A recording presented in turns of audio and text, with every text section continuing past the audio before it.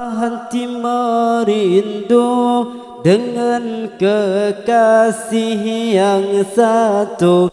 Bilakah masa dapat bertemu dengan kekasih agungmu? Kakiku kan terus melangkah menuju ke bumi Madinah, selangkah demi selangkah. Dekatkanlah kami ya Allah,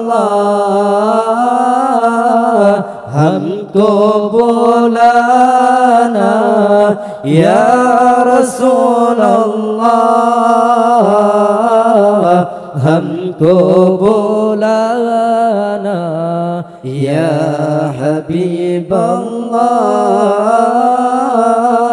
Undanglah kami ya Rasulullah,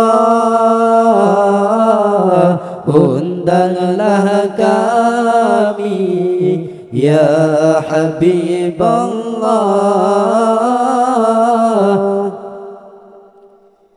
Moga ziarahku disambut, hatiku ingin terus merebut ganjaran yang telah disebut oleh baginda yang lemah lembut.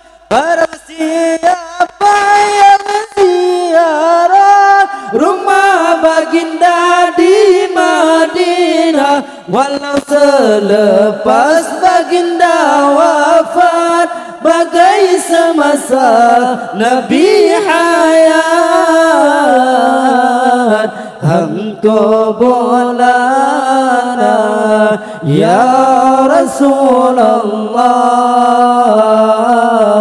hamqubulana ya Habiballah.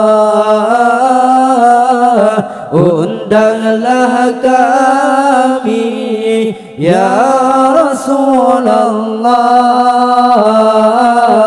undanglah kami ya Habiballah.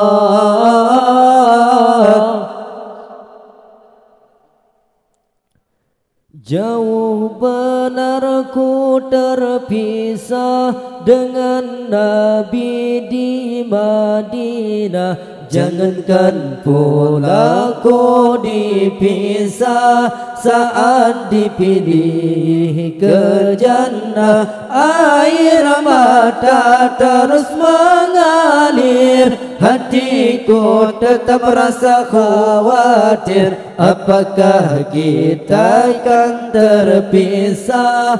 Bantulah cintaku ya Allah, hamqubulana ya Rasulullah, hamqubulana ya Habiballah. Undanglah kami ya Rasulullah, undanglah kami ya Habiballah.